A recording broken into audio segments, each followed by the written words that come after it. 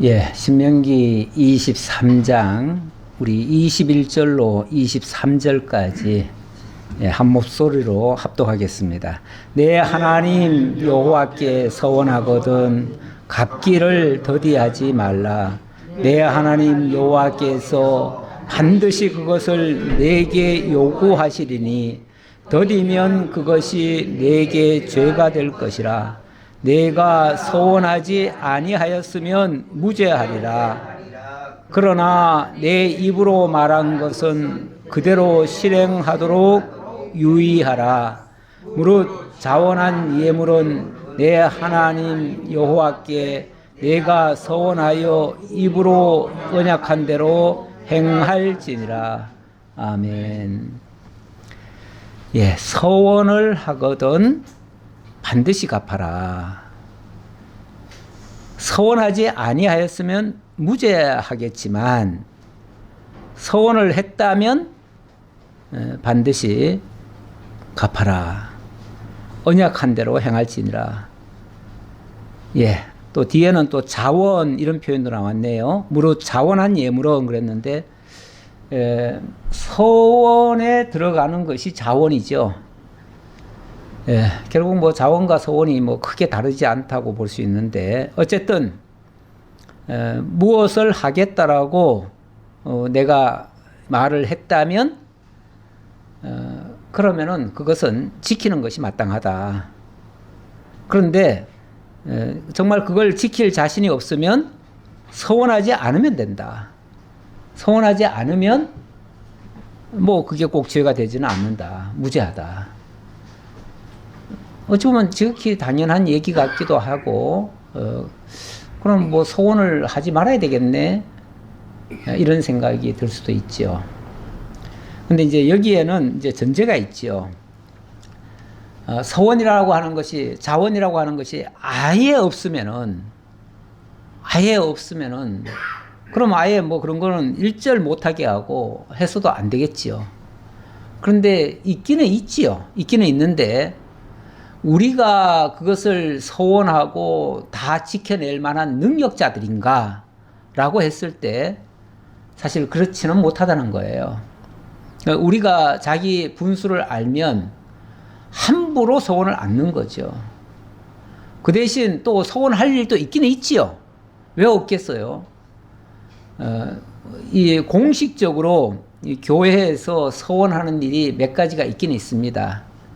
특히 그 임직할 때, 세례 받을 때, 뭐 이럴 때, 그럴 때는 일종의 서약 같은 거를 하지요. 그것도 일종의 서원이잖아요. 그게 사람 앞에 하는 게 아니고 인간들끼리의 무슨 약속이 아니고 하나님 앞에서 하는 일들이에요. 우리가 신앙 고백 같은 것도 굉장히 중요하잖아요. 그런 것 없이 어떻게 예수를 믿는다고 또 할 수 있겠어요. 그러니까 당연히 해야 되는 거죠. 그런 거는. 다만 우리가 할 수 있는 범위가 있고 또 할 수 없는 범위가 있어요. 그래가지고 구약에는 여러 사례들이 많이 소개되고 있는데 예를 들면 결혼하지 아니한 처녀가 어려서 뭔가를 서원을 했다고 하자. 그런데 만약에 아버지가 그 사실을 알고 그렇게 하면 안 된다 했을 때는 그거는 무효다 이렇게 얘기를 해요. 그러니까 서원을 했지만 그거는 안 지켜도 된다 그 말이에요.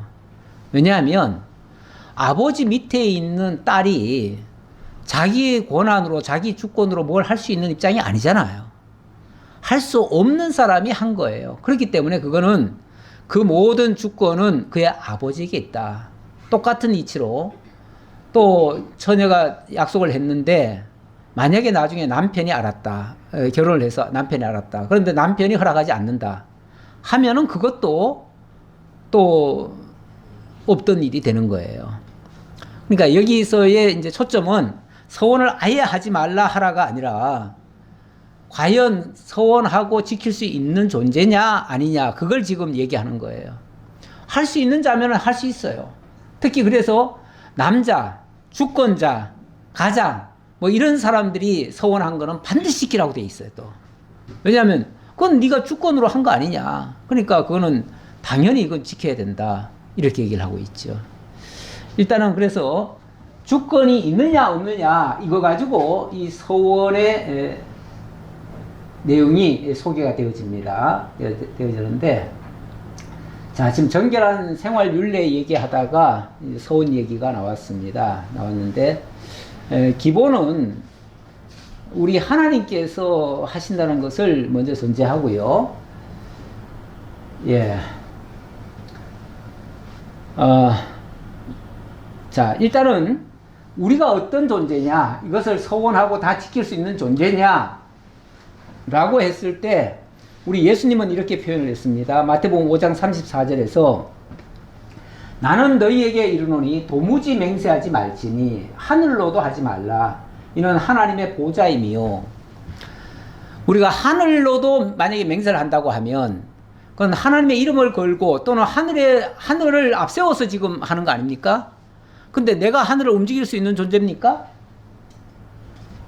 움직일 수 있는 존재가 아니잖아요. 그런데 무슨 하늘을 걸고 맹세를 해요? 내가 뭘 건다고 하는 거는 내가 그걸 좌지우지할 수 있는 주권자라야 가능한데, 아니 하늘이 하나님의 보좌인데 무슨 하나님의 보좌를 내가 마음대로 움직여요? 뭐 어떤 사람은 기도는 하나님의 보좌를 움직인다 그러더라고요. 그래서 기도 많이 하면은 하나님의 보좌도 움직일 수 있다고 하는데, 그것도 어찌 보면 너무 과한 이야기예요. 하나님의 보좌를 막 움직인다. 그 말은 하나님의 의도를 막 바꾼다. 그 소리잖아요. 우리가 감히 그럴 수 있어요? 어떻게 우리가 하나님의 뜻을 막 다 바꿔버리고 하나님의 생각도 바꿔버리고 하나님이 하시는 모든 일을 어떻게 우리가 다 바꿔요? 그리고 땅으로도 하지 말래요. 뭐 하늘은 우리가 감두고 그러면은 우리 땅의 거는 할 수 있지 않느냐? 땅의 것도 하지 말래요. 왜냐하면 이 땅도 엄밀하게 말해서는 하나님의 발등상이다. 하나님이 밟고 있는 곳이다. 이 땅이 어찌 보면 하나님께서 흑암의 권세 아래 잠시 내맡기기도 했지만, 그렇다고 해서 하나님의 영역 밖에 있는 존재가 아니에요. 이 땅에 결국은 하나님이 밟고 있는 곳이에요. 결국 하나님의 영역 아래에 있는 거예요. 그러니까 우리가 마음대로 할 수 없다 그 말이죠. 심지어는 그러면은 하늘로도 안 되고 땅으로도 안 되니까 그러면 내 머리를 두고 내 이름을 두고 내 이름을 걸고 하겠다 뭐 이럴 수는 있잖아요. 그런데 그것도 하지 말래요. 왜 그것도 하지 말라 하냐면은 네가 한 터럭도 머리를 희고 검게 할 수 없다. 그래요. 제 머리카락 이렇게 휘어지는 거, 이것도 제 마음대로 한 게 아닙니다. 물론 요즘은 염색약이 있어가지고 뭐 까맣게 바꿀 수는 있을지 몰라도 얼마 지나면 다시 다 없어져 버려요. 예. 뭐 도루묵이라고 그러죠. 예. 개꼬리 3년 묻어놔도 도루묵 됩니다. 소용없어요. 결국 우리가 할 수 있는 거라고는 큰 소리 칠 수가 없다. 그래서 아니요 하라 이런 말씀이 있어요.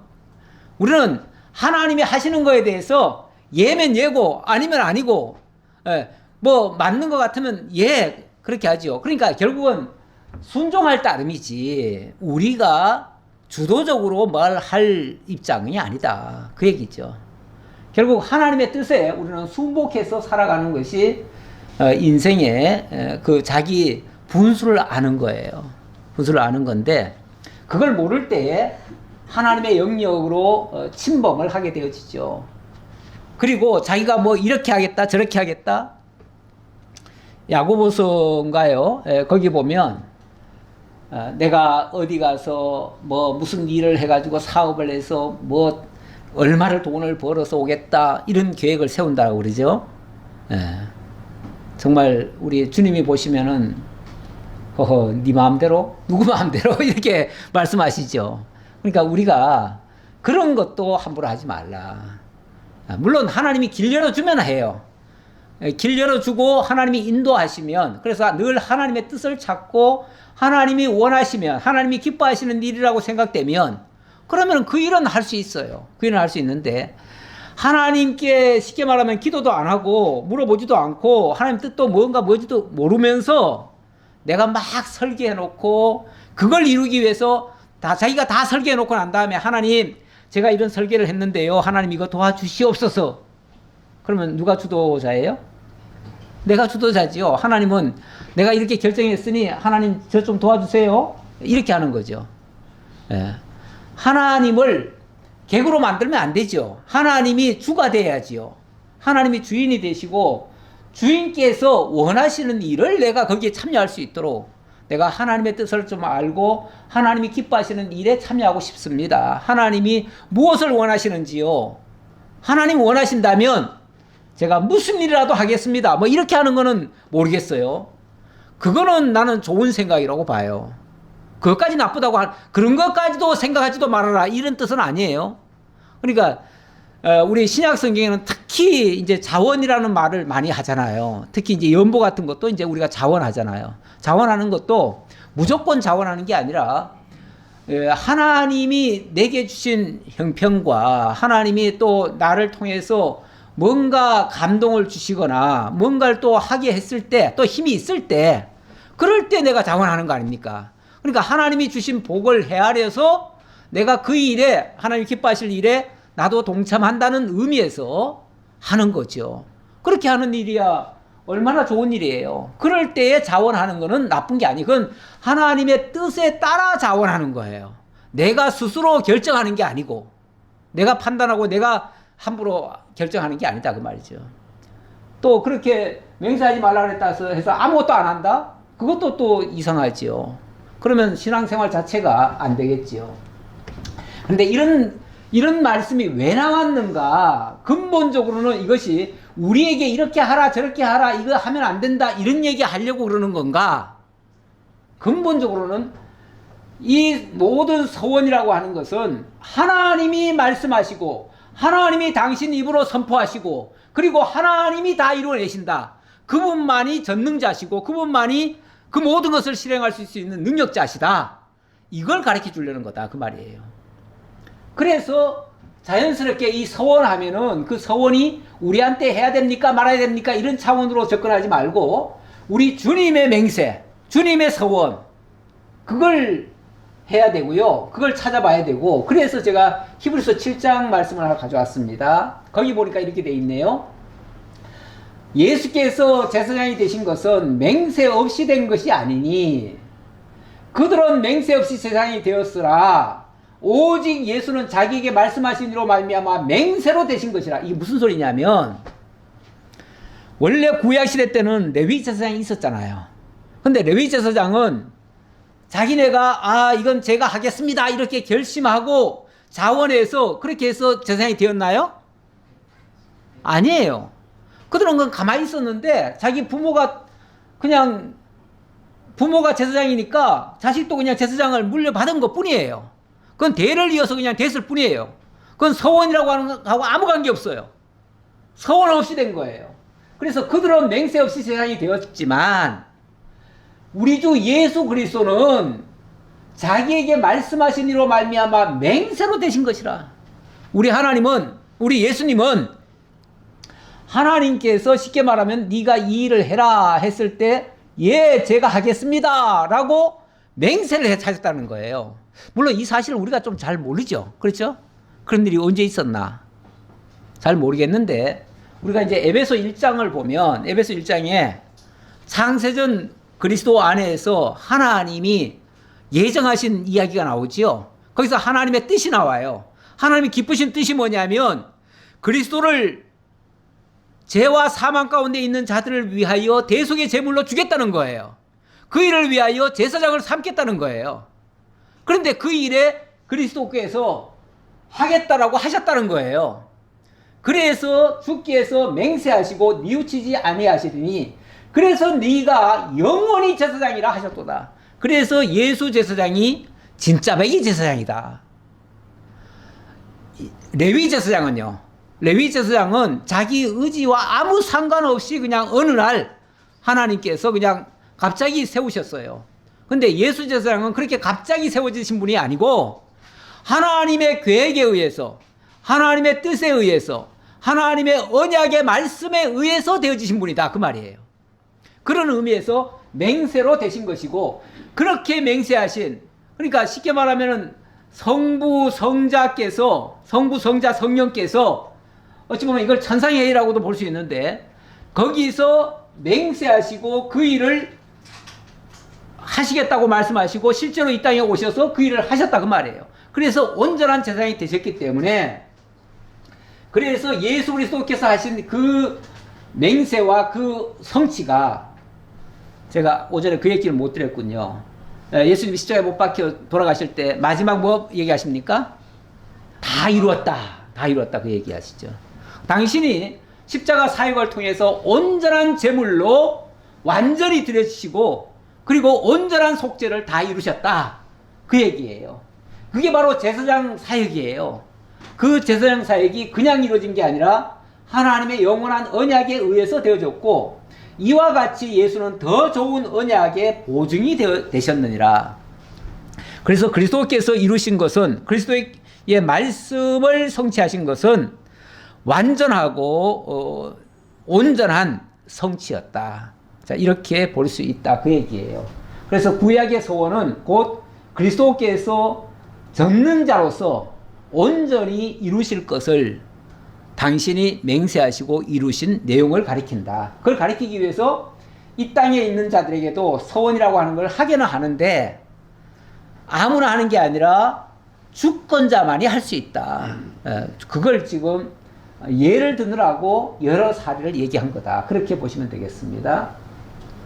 그 다음 24절로 25절, 여기서는 이웃의 포도나 이삭 이런 것들을 좀 따먹을 수 있다. 따먹을 수 있는데, 따먹는 거는 마음대로 따먹을 수 있고 배불리 먹어도 된다. 그런데 낫으로 잘라가지는 말아라. 이거를 그냥 마음대로 가져가라 그러니까, 막 먹어도 괜찮다 그러니까 막 아예 낫으로 와서 싹 비어가는 사람도 있어요. 그거는 도둑놈입니다.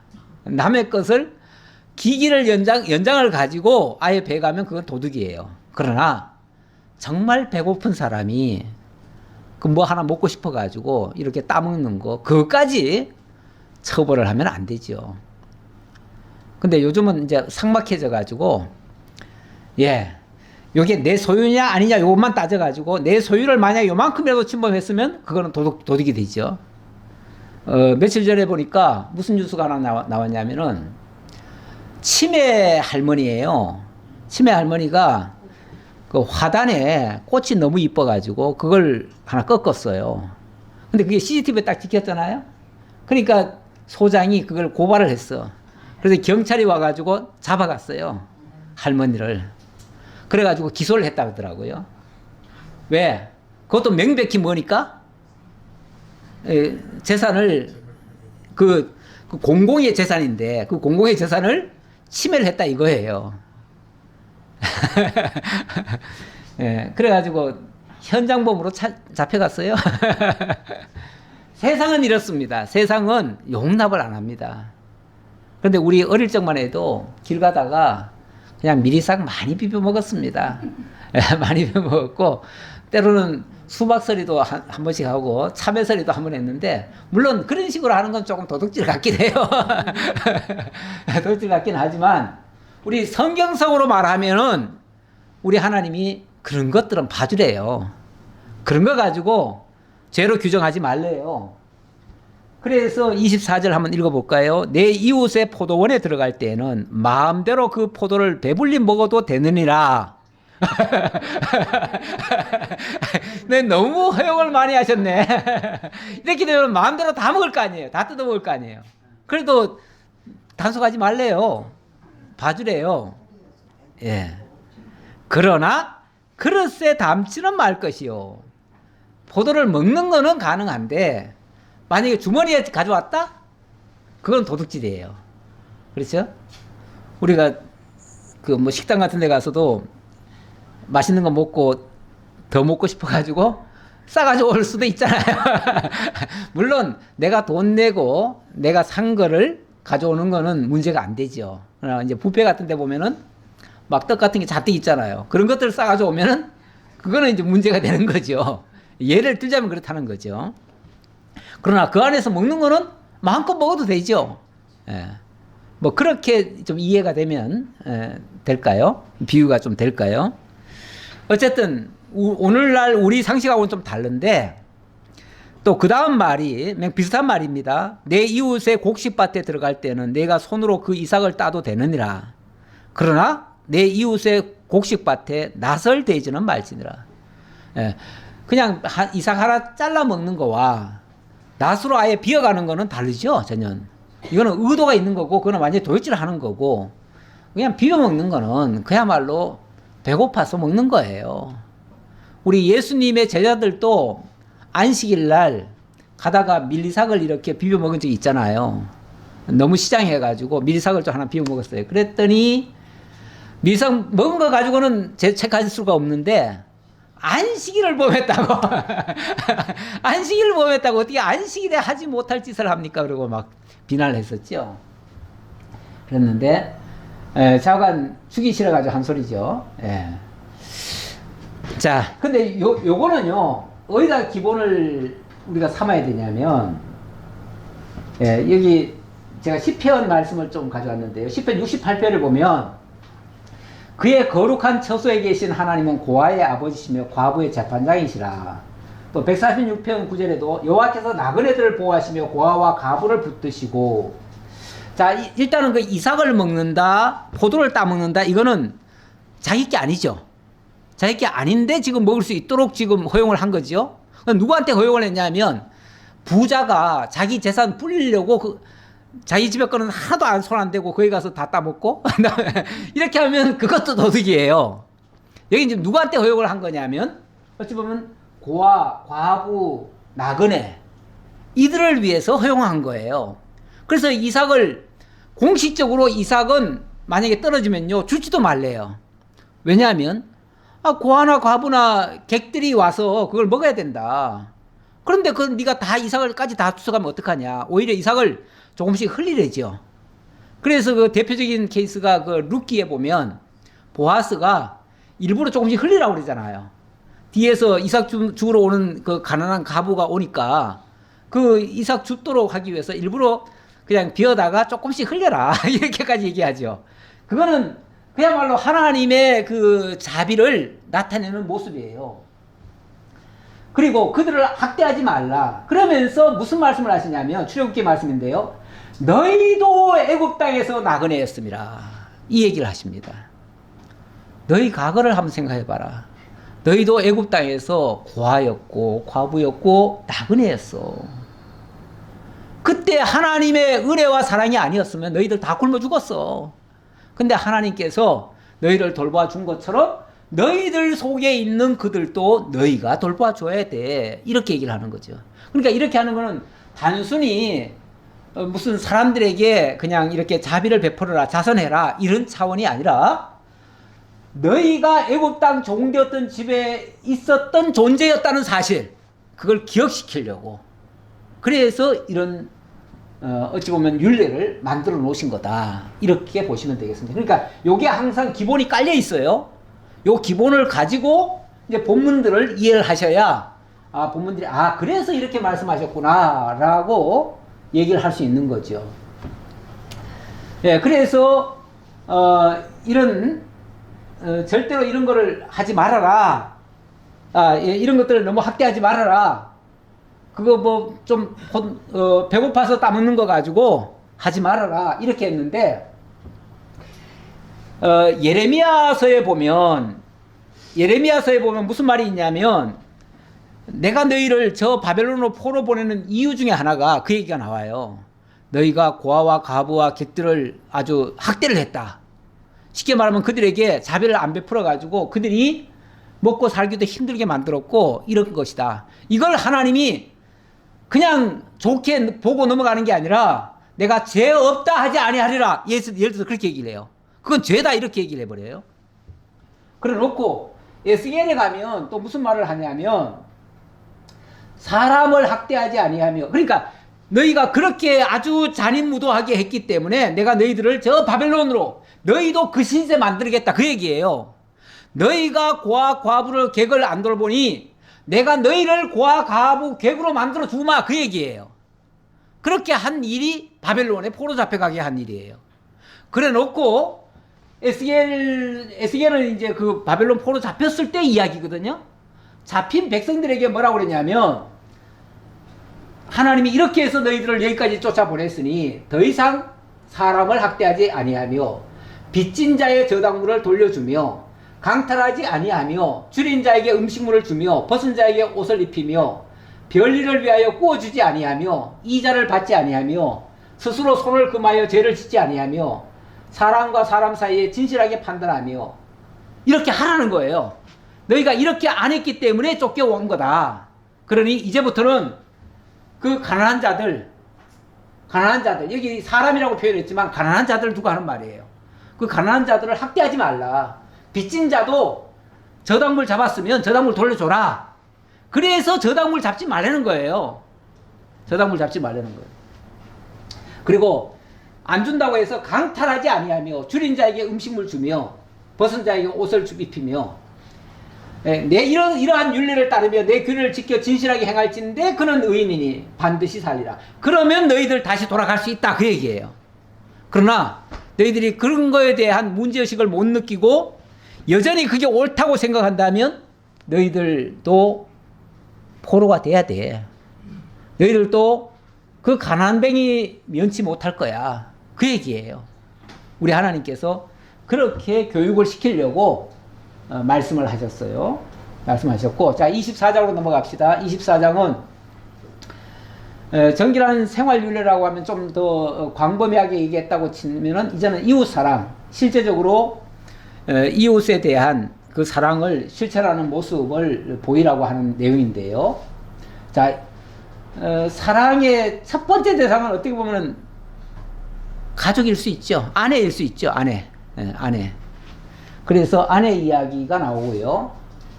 그 다음에는 이제 뭐 남을 함부로 그 해롭게 하거나 이렇게 했을 때 또 가난한 품꾼들 이야기 뭐 이런 이야기들을 합니다. 자, 이런 이야기들을 어떻게 구체적으로 하는지 일단 그 내용들이 여러 가지예요. 여러 가지 사례가 많기 때문에 짤막짤막하게 설명을 드릴 수밖에 없습니다.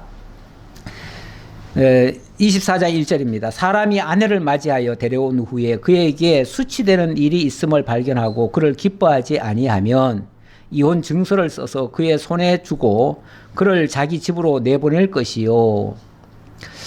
이 말씀 제가 지난번에 트리플 탈락급법이라고 해가지고 지금도 이것을 문자 그대로 이용을 해가지고 결혼한 다음에 아내가 싫으면은 이혼 증서 써주듯이 마치 너는 더 이상 내 아내가 아니다. 그 말이 탈라크예요. 탈라크인데 그걸 3번만 그 얘기하면 자동 이혼이 돼버려요. 그게 지금도 저 아랍권에는 실제로 그런 법이 있습니다. 있고 그건 이제 공식법은 아닌데 그렇게 그 옛날부터 전통으로 이어져 오던 게 있어요. 있는데 그 사람들이 주장하는 근거를 어디서 삼냐 하면 여기서 삼는 거예요. 여기 모세가 아내를 맞이한 후에 어떤 수치되는 일이 발견되거든. 그리고 그것을 네가 기뻐하지 않거든. 이혼 증서 써서 줘서 집으로 돌려보내라. 이렇게 얘기했다는 거예요. 이 말이 이제 크게 오해가 돼가지고 나중에 이스라엘 백성들조차도 이런 얘기를 했어요. 그런데 예수님은 이게 그 뜻이 아니라고 단호하게 얘기를 하시죠.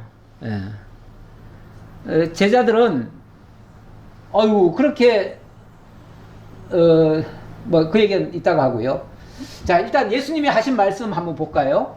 예수께서 대답하여 이르시되 사람을 지으시니가 본래 그들을 남자와 여자로 지으시고 말씀하시기를 그러므로 사람이 그 부모를 떠나서 아내에게 합하여 그 둘이 한 몸이 될지니라 하신 것을 읽지 못하였느냐.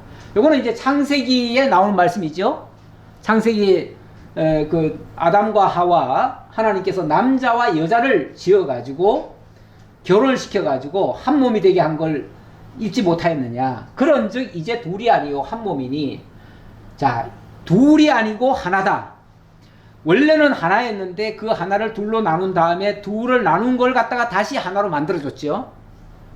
참 이렇게 하신 것도 하나님의 아주 굉장히 큰 뜻이 담겨 있는데 이렇게 하려고 하신 의도 중에는 하나님의 그 생육번성의 언약이 자리를 잡고 있습니다. 근데 어쨌든 이것이 하나님의 뜻이에요.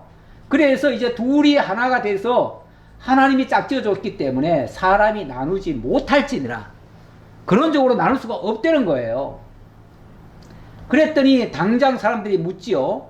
아, 그러면은 왜 모세는 이혼증서를 주어서 버리라 이렇게 명했습니까? 라고 얘기를 했는데, 그랬더니 사실 이 말에도 어폐가 있어요. 언제 모세가 이혼증서 주어서 내버리라 그랬나요? 그렇게 말한 게 아니죠. 말이 어다르고 아다르고 같은 말이라도 전혀 다르죠. 예. 언제 그냥 막 버리라고 그랬어요? 예. 이혼증서를 써서 집으로 내보내라고 그랬긴 했어요. 근데 이거 막 버리라고 그랬나요? 그런 차원은 아니죠. 근데 이제 거기에 대해서 예수님이 이렇게 설명합니다. 예수께서 이르시되 모세가 너희 마음의 완악함 때문에 아내 버림을 허락하였거니와 본래는 그렇지 아니하니라. 본래는 이게 하나님의 결혼하게 하신 의도고요. 이혼한다고 하는 것은 이거는 아주 사악한 일 중에 하나였다. 그 말이에요. 그리고 이거는 정말 악용하기 쉬운 말인데 너희의 완악함 때문에 그렇게 했다 그랬는데, 이게 이제 왜 이런 표현을 썼냐면, 만약에 같이 살고 싶지 않은데 자꾸만 트집을 잡아가지고 이혼을 아예 못하게 해버리면 무슨 짓을 하냐면은 죽여버릴 수도 있어요. 죽여버릴 수도 있기 때문에 그러면은 너희가 죽이지 말고 차라리 합법적인 이혼 증서를 줘서 내보내줘라. 쉽게 말하면 집으로 돌려보내줘라 그래요. 집으로 돌려보내줘서 그러하여금 재혼해도 된다 이 얘기를 해요. 그러니까 재혼할 수 있도록 해가지고 다시금 살 수 있는 길을 열어주는 거지 아예 그 여자를 망치자는 게 아니에요. 오히려 살려주기 위한 법으로서 하나님이 이렇게 허용하신 거다. 예. 그 얘기지 이걸 아예 못 쓰게 만들려고 한 건 아니었다. 그러면서 근본 의도를 좀 잘 기억해라. 그러니까 우리는 이런 말씀 속에서 하나님의 근본 의도를 찾아내야 돼요. 그거 아니면은 이 말 자체는 별 의미가 없어요. 그 여자는 그의 집에서 나가서 다른 사람의 아내가 되려니와, 그래서 다른 사람의 합법적인 아내가 될 수가 있어요. 원래 안 그러면요, 만약에 이혼 증서를 안 받으면 한번 결혼했던 여자는 다시 시집을 갈 수가 없어요. 옛날 제도 중에 그런 게 있어요. 우리나라도 그래서 출가가 그렇게 쉽지 않았어요. 다시 재출가하는 게 쉽지 않았는데, 이거는 어떤 면에서 그 여자를 살리기 위해서 이렇게 만들어 준 거예요. 그래서 그 여자는 그의 집에서 나가서 다른 사람의 아내가 될 수 있다는 거예요. 자, 그게 이제 길을 열어준 것이고요. 그 다음 또 다른 사례가 있을 수는 있지요. 그의 둘째 남편도 그를 미워하여 이혼 증서를 써서 그의 손에 주고 그를 자기 집에서 내보냈거나, 또는 그를 아내로 맞이한 둘째 남편이 죽었다 하자.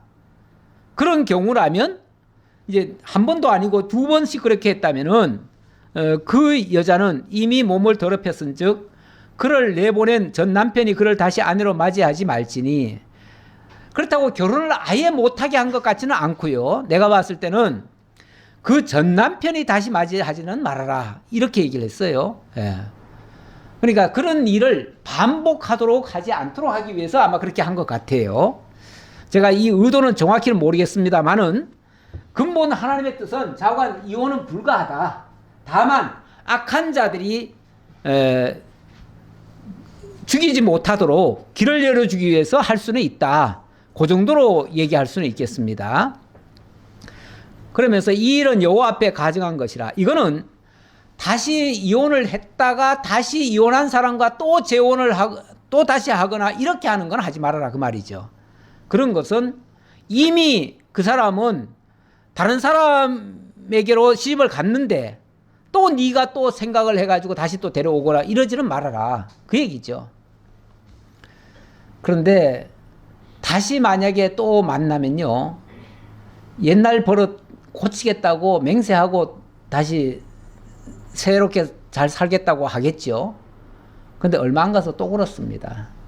그래서 사람 버릇이 잘 안 고쳐져요.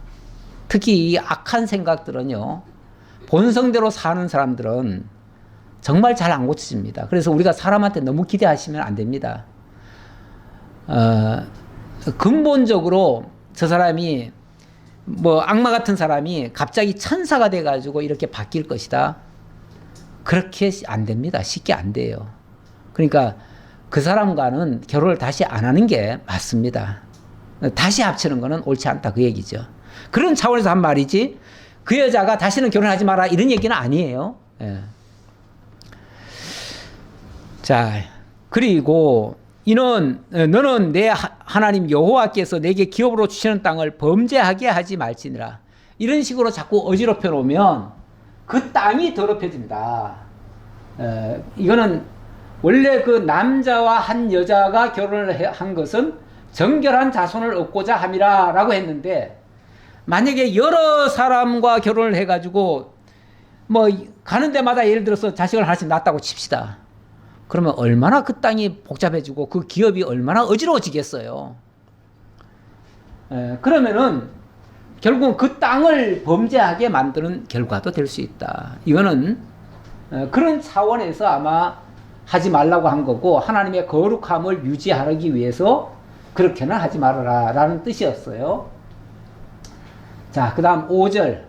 아내를 취한 자는 군대를 1년간 면제하라고 하네요. 아주 기쁜 소식입니다. 사람이 새로이 아내를 맞이하였으면 그를 군대로 내보내지 말 것이요, 아무 직무도 그에게 맡기지 말 것이며, 그는 1년 동안 한가하게 집에 있으면서 그가 맞이한 아내를 즐겁게 할지니라. 기쁜 소식 맞죠? 예. 옛날에 그래가지고, 옛날에 그 나라에 무슨 일이 있으면, 예를 들면 나라의 임금이 그 뭐예요, 부인감을 뭐 한다 그러죠? 간택한다 그러죠. 간택한다 그러면은 갑자기 막 결혼이 많이 일어납니다. 안 당하려고. 그런 경우도 있고, 또 남자가 또 뭐 군대가 갑자기 막 발생해가지고 막 군대 갈 때 되면은 너도 나도 또 결혼해가지고, 결혼해서 군대를 이제 어떻게 좀 면회할 수 있도록, 갓 결혼했는데 어떻게 군대 가면 되느냐고 해가지고 군대를 안 갈 수 있도록. 그래서 갑자기 나라에 무슨 병고가 있으면 갑자기 결혼하는 일이 발생해요. 근데 뭐 여기는 꼭 그거는 아닐 텐데, 어쨌든 사람이 아내를 맞이했다면 한 1년 동안은요, 아예 군대도 보내주지 말고 어떤 일도 시키지 말고 아예 한가하게 한가하게 무슨 일만 하라고요? 그냥 아내만 즐겁게 해주래요. 아내하고 즐겁게 1년 동안 살면서 그에게 하래요. 왜 이렇게까지 할까요? 뭐 다른 이유 있겠어요? 생육 번성케 하려는 이런 하나님의 근본 언약입니다. 이게 하나님의 근본 언약이에요. 하나님의 나라를 이루는 그 구성원을 만드는 요소가 생육 번성이에요. 생육 번성인데, 사실 하나님이 남자와 여자를 굳이 나누어서 만들어서 합치게 한 이유도 이 생육 번성이에요. 이거는 또 이렇게만 얘기하면 무슨 뭐 여자가 애 낳는 뭐 기계냐 뭐 이렇게 또 혹시 또 말하는지 모르겠어요. 요즘 하도 애들을 안 낳으니까 아이 낳는 방법을 몇 가지를 뭐 제시를 하더라고요. 정부에서도 뭔가 발표했어요. 발표했더니, 근데 발표하는 게 너무 또 천박하게 발표를 했어요. 뭐라 그러냐면은 뭐 여자애들은 1년씩 학교를 일찍 보내면 빨리 시집간다. 참 신박한 발상이죠. 또 전에 또 어떤 약간 얼빠진 분은 또 그런 얘기 하더라고요. 가난한 나라에 가보면은 다들 결혼 일찍 하더라. 좀 가난해야 된다. 가난을 장려해서, 그러니까 애들이 요즘 돈을 너무 잘 버니까 쉽게 말하면은 결혼할 생각을 안 한다는 거죠. 필요성을 못 느껴서. 그러니까 좀 일감도 적고 그러면은 그냥 결혼이나 빨리 해가지고 자식 빨리 낳는다. 이것도 애 낳는 신박한 걸로 지금 발표를 한 것 같은데, 참 이상하죠. 예, 그런 건 아닌 것 같고요. 예. 그러나 뭐 결혼을 하는 것은 마땅합니다. 근데 요즘 추세가 정말 TV 방송을 봐도 뭐 혼자 사는 게 그렇게 재밌다고 그냥 뭐예요? 프로도 뭐예요? 나 혼자 산다? 이건 나 혼자 살으라고 아예 그냥 장려를 하고 있어. 이런 거는 정말 좋지 않은 것 같아요. 예. 혼자 사는 게 그렇게 좋다고 그냥 맨날 그 나이도 막 50씩 먹은 사람들이 혼자 산다고 그냥 그걸 자랑 삼아 맨날 떠벌뜨는데 그거는 창피한 줄을 좀 아셔야 돼. 그건 국가에도 역행을 하고 정말 하나님의 섭리에도 역행을 하고 모든 것에 역행을 하는 거예요. 아니 물론 우리가 결혼이 잘 안 돼서 늦춰지는 거는 있을 수 있어요. 그러나 일부러 기피하는 거, 일부러 기피하고 일부러 정말 자녀를 안 낳는 거는 자기중심적이어서 그래요. 너무 자기만을 위해서 자기 이기적인 생각에서 그렇다고 볼 수 있는데 하나님의 근본 의도는 그게 아니다. 하나님의 의도는 생육 번성케 하라는 거예요. 물론 그것도 무절제한 생육 번성은 안 되지요. 이방 종교는 그걸 막 무절제한 생육 번성을 위해서 정말 5만 가지 방법을 다 동원해 가지고 별의별 짓을 다 합니다. 그래서 막 공창도 만들어 놓잖아요. 아예 그냥 그들의 성전 안에 창녀들이 있어요. 그 정도로 만들어 가지고 그렇게 하는 경우도 있는데 그런 거는 잘못됐지만 우리 하나님의 원리에 의하면 한 남자와 한 여자를 통해서 경건한 자손을 얻게 하려는 것, 이게 하나님의 근본 의도다. 이걸 위해서는 모든 사회적 뒷받침을 다 해줘라, 그 얘기예요. 자, 결혼을 했는데 군대 가야 될 나이에요. 그럴지라도 1년간 쉬게 해줘라. 뭐 그 사람은 일이 많아가지고 일을 해야 되는데 그 사람한테는 좀 일 좀 일하지 말고 지금 뭐가 급한데? 일이 급한 게 아니에요. 결혼을 했으면 자녀를 생산하고 이게 급하다 그 말이에요. 근데 요즘은 자녀 생산이 급한 게 아니에요. 우선 돈 벌어가지고 집부터 사고 또 뭐 빚부터 갚고 너무 빚으로 많이 시작하니까 그러겠죠. 이러니까 자녀 낳을 꿈을 못 꾸는 거죠.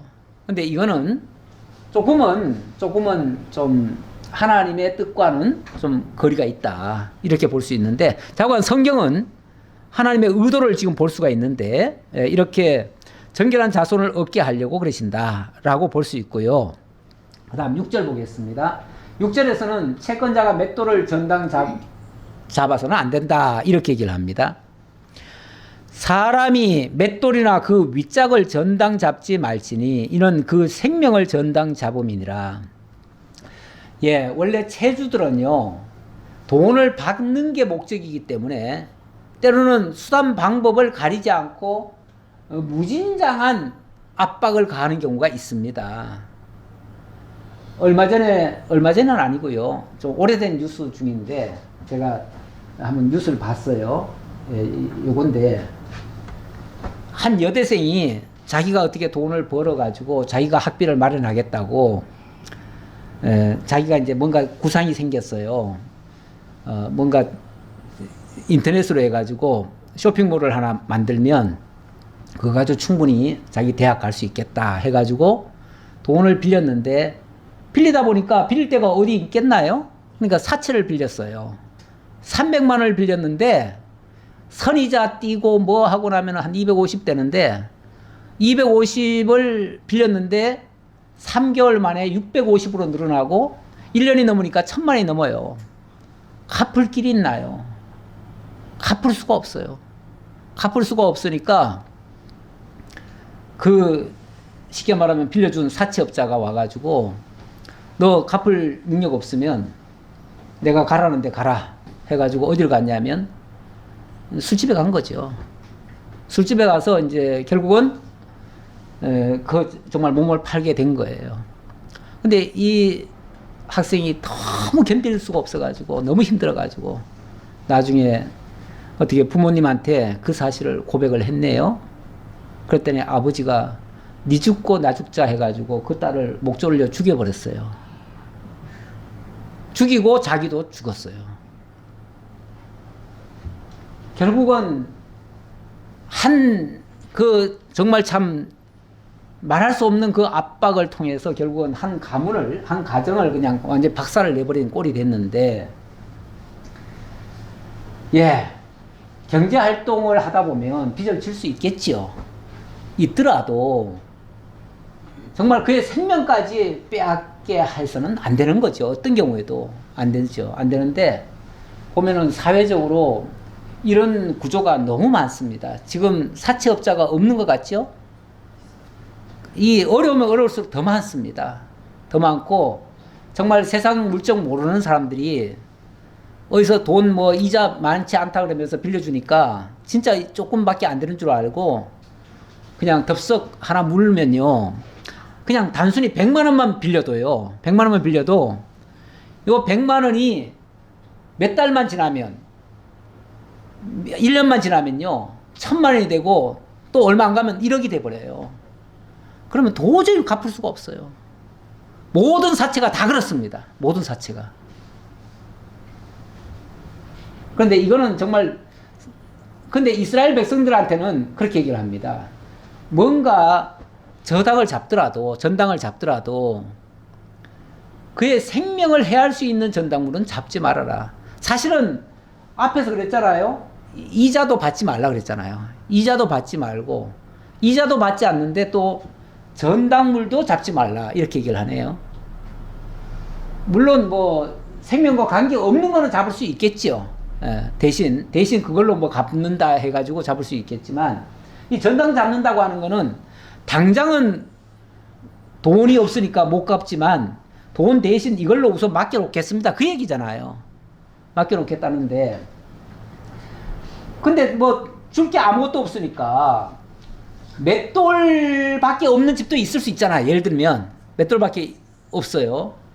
그런데 사람이 만약에 그걸 전당 잡는답시고 맷돌이나, 또는 맷돌 전체는 아니더라도, 맷돌은 무거우니까 다 안 가져가겠죠. 그 중에 그 윗장만 또 그걸 가져가는 경우도 있어요. 너 돈 안 주면 나 이거 안 주겠다 이래버리는데, 윗장만 가져가나 맷돌 다 가져가나 똑같죠. 어차피 못 쓰는 거죠.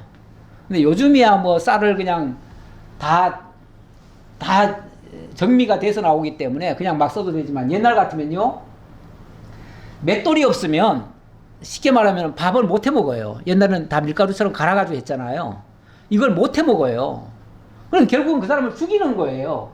이는 그 생명을 전당 잡으니라. 그래서 절대 전당을 잡지 말아라 그 얘기예요.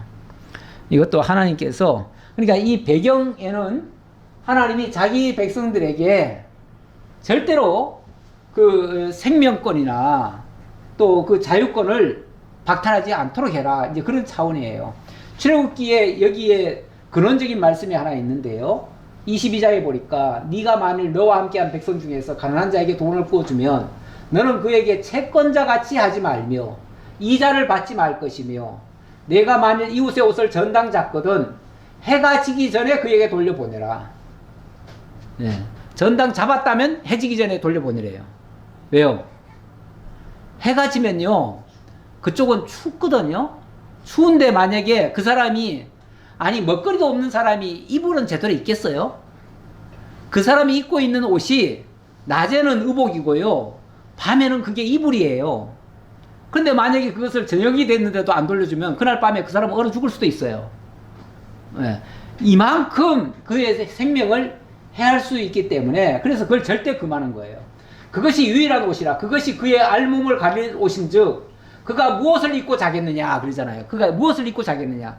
그날 밤에 도대체 이불이도 없잖아요. 그러면 진짜 얼어 죽을 수 있잖아요. 그가 내게 부르짖으면 내가 들으리니 나는 자비로운 자임이라. 하나님은 아까 뭐라고 그랬어요? 나는 고아와 가부의 아버지다 그랬잖아요.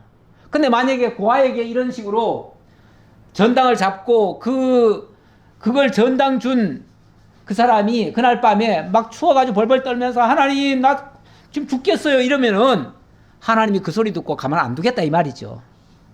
그 소리 듣고 너를 내가 처벌하겠다 이러시는 거죠. 그래서 제가 이 모든 말씀의 기본은 아까 하나님이 고아와 과부의 아버지다. 그리고 너희도 애굽 땅에서 종이었다. 너희도 애굽 땅에서 나그네였다. 이 사실을 명심하라고 주시는 말씀이에요. 그러니까 왜 이렇게 해야 돼요? 우리가 아니 내 돈 내가 빌려줬는데 왜 내가 그 전당도 못 잡아요? 내가 내 돈 빌려주고 왜 이자도 못 받아요? 이자 못 받을 거면 나 안 빌려줄래요. 또 안 빌려줬다고 또 하나님이 또 벌하시겠대요. 왜 안 빌려줬냐고.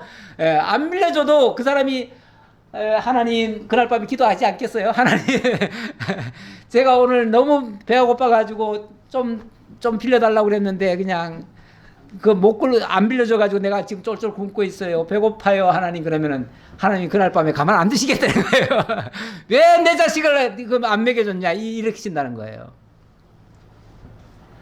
애굽 땅 종되집에서 인도해 내신 하나님 그 여호와를 기억하게 하시려고 이런 말씀을 하신다. 예, 사람이 그만하지요. 사람이 예, 이게 사례가 많아가지고 예, 좀 예를 들다 보니까 시간이 금방 가버렸네요. 예, 예. 다음 주에 또 이어서 하도록 하겠습니다. 아버지 감사합니다. 오늘도 주님께서 저희를 위하여 얼마나 세밀하게 당신의 백성들을 사랑하시고 그들을 위하여 지켜주시고 보호하시는지 말씀을 통해서 또 살펴보았습니다. 이 모든 바탕에 하나님의 언약이 있고 하나님이 그 언약을 성실히 지키시기 위하여 자기 백성을 이렇게 돌보시는 모습인 것을 또한 깨달았습니다. 오늘 그리스도 예수 안에서 그 사랑을 저희들이 받고 있습니다. 우리가 마귀에게 종로로 타고 죄와 사망 가운데 죽었던 자들입니다. 이런 자들을 거저 건져내 주셔서 이제 하나님의 자녀로 삼고 다시는 종로로 타지 말라 하시고 다시는 체주에게 시달리지 않도록 저희에게 자유의 몸을 주시고 주 안에서 정말 참된 평안과 안식과 쉼을 주시는 하나님, 진리 안에서 자유함을 주시는 하나님 참으로 감사합니다. 이 은혜의 영광을 늘 찬양하며 감사함으로 살아가는 저희 모두가 되게 하옵소서. 감사드렸고 예수님 이름으로 기도하옵나이다. 아멘.